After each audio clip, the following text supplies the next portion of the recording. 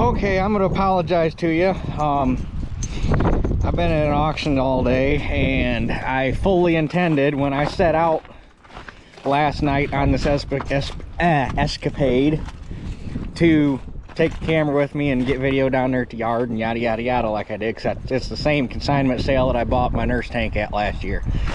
The Dennis Polk. I guess, I don't know if they consider this their, I think they consider this their spring consignment sale. And had the camera at my house ready to go. And when I got up, or when I left this morning, left the camera sitting on the kitchen table. Didn't realize it till I got about halfway down to the auction, at which point it was too late. So, but that being said, it was kind of nice to just be able to go to the auction and visit and talk to people and not have to worry about carrying a camera around. So, I mean, win for me, loss for you, I guess.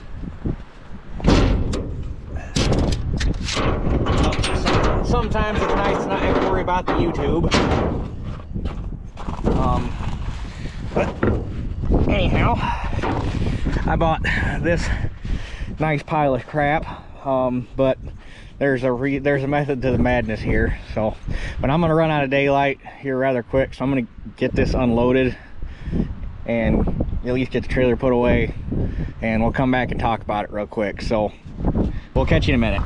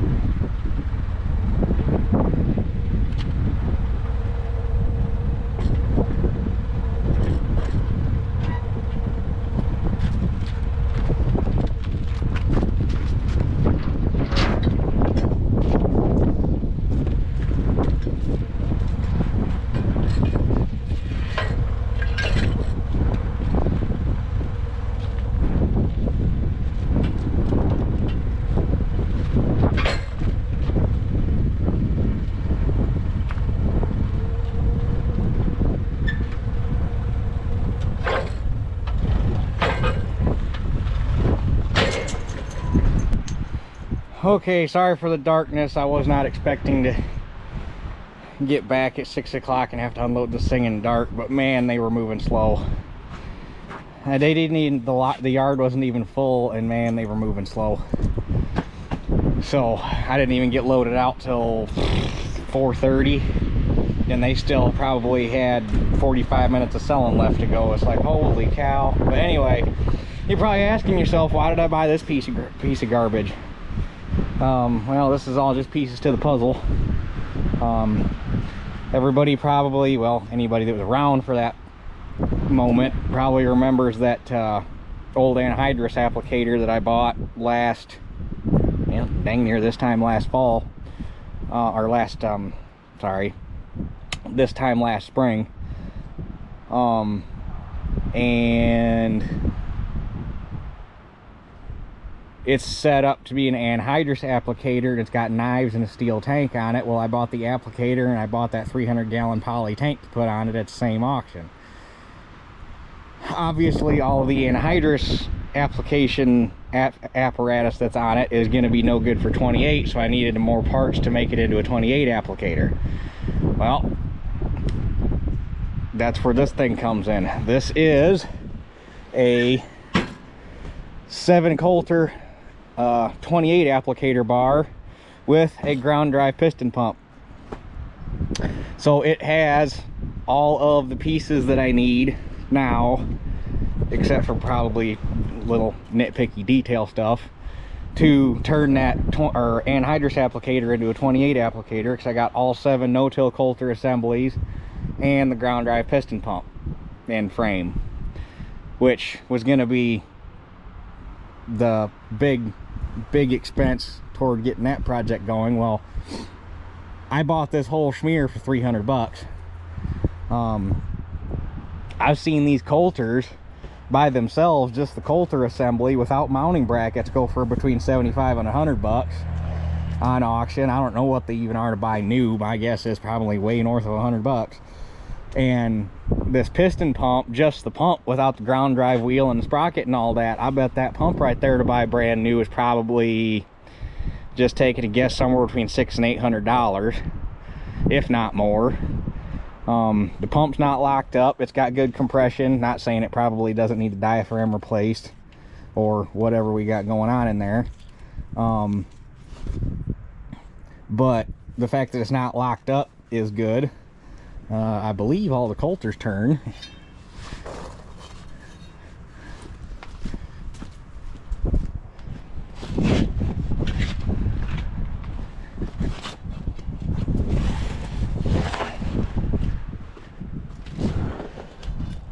Yep, all the Coulters turn, so it's probably, that's just a case of tear them apart, repack the bearings, and put them back together. And honestly, the blades, I mean, they show wear, but they're at least all wore even, so push come to shove, you could probably run a season out of them. But if I'm going to go that far, I'm probably just going to end up throwing new blades on it. So yeah, basically the whole point of this was to buy it, tear off all the parts I need, and scrap the rest. And I need to extend the wings on that anhydrous applicator to get all 7 shanks on it. So should be able to cut some box tube out of this frame to extend the wings. And this thing's got an end toe frame on it. Why they got an end toe frame on it, I don't know, because it can't be, well, you got the center toolbar and then the outside 2 Coulters fold in, so folded up, it's barely wider than a tractor with duals on it. So I don't know why they made it end toe, but I got 2 good rims and hubs and spindle assemblies, so have those around for whatever future project might arise where you need wheels and hubs. Tires aren't much to write home about, but they hold air, so it's enough to move it around. And it is a manufactured bar. Alco Chemical Company, I'm guessing that's how you pronounce that. AYLCO, Alco, that makes sense. Sullivan, Illinois, model 44, serial number 1.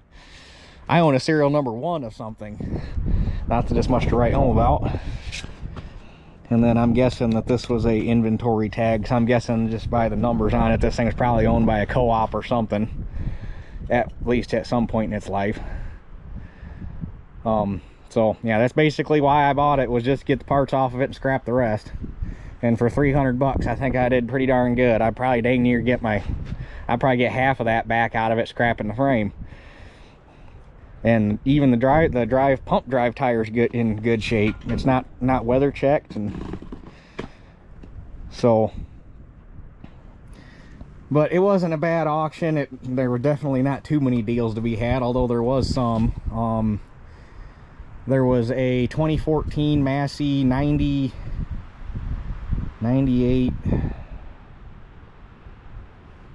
I can't remember what model it was now, but it was a 2014 Massey combine, 20.8 38 straddle duals, rear wheel assist with floaters on the back axle.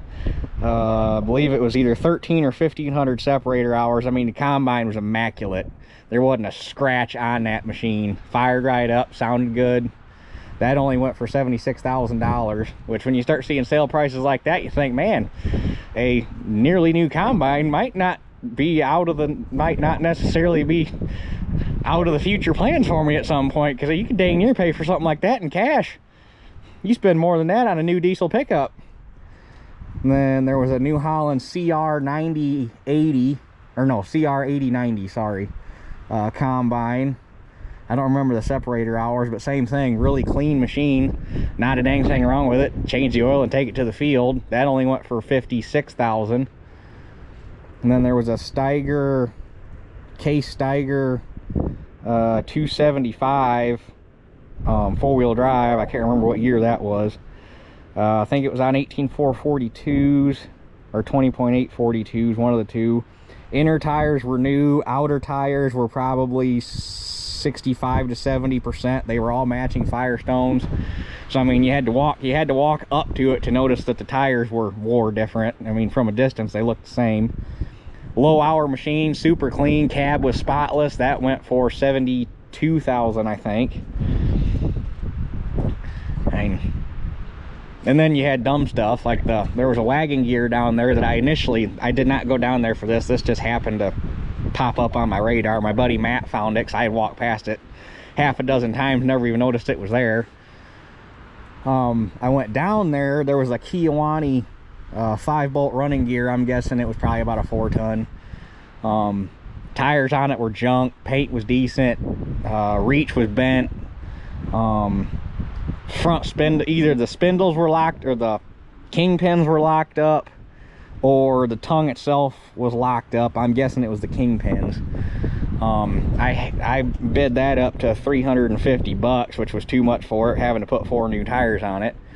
And it ended up selling for $450, and I don't know why, because like I say, if the kingpins were locked up, you got a project on you, because there ain't no easy way to push kingpins out of a wagon gear when they're froze.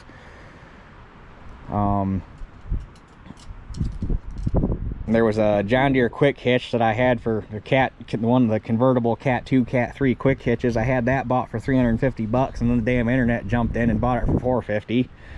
I probably should have kept bidding, but the internet made me mad. But